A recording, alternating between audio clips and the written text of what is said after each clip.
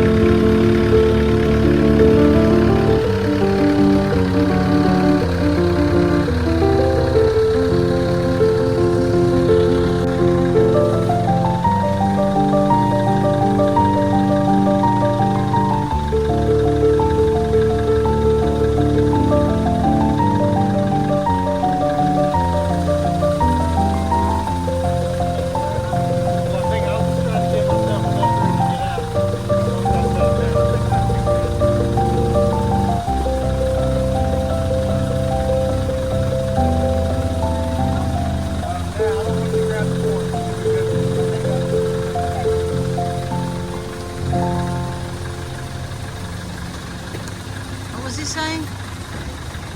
Get out. That's why somebody's sitting down, he's got to get the forks out, so he can't put the forks on top of the cinder blocks. Because if he puts the forks on top of the cinder blocks, he can't get the machine out. So he straddled it further, so his forks underneath are going to go in between the cinder blocks. They narrow the forks. I'm sure they go out wider, but They do go out wider. that's beautiful wood. Is that interior wood? That's beautiful. I do use it for interior. Oh, yeah. I'm praying it You doesn't have to build a house. split. I don't know.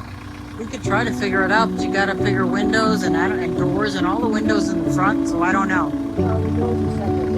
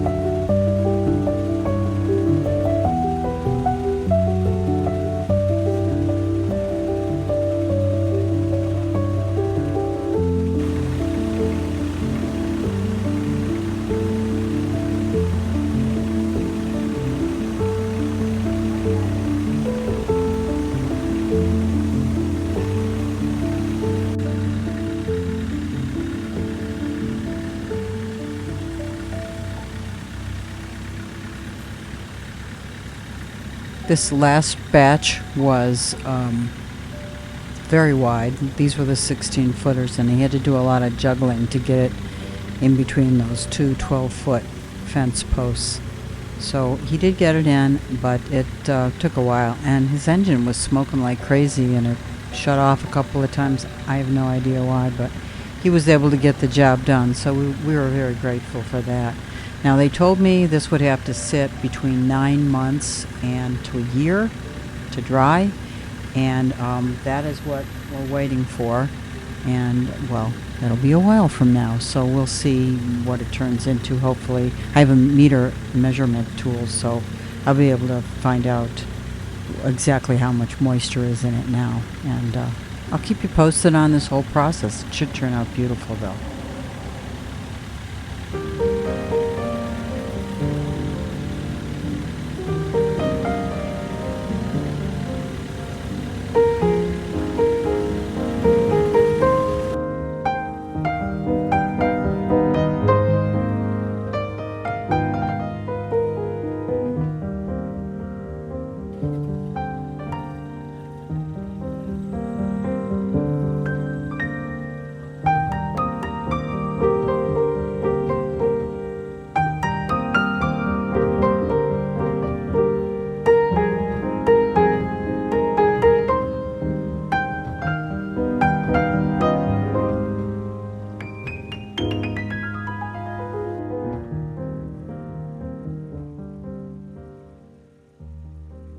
I was surprised he didn't raise his forks way up over the top and just take it back, but I think about it now after the fact, and I think it was probably about balance. He did tip forward, and if he'd have tipped forward with it way up in the air, that might have been catastrophic. So that may have been why he juggled it this way instead of lifting the forks way up in the air.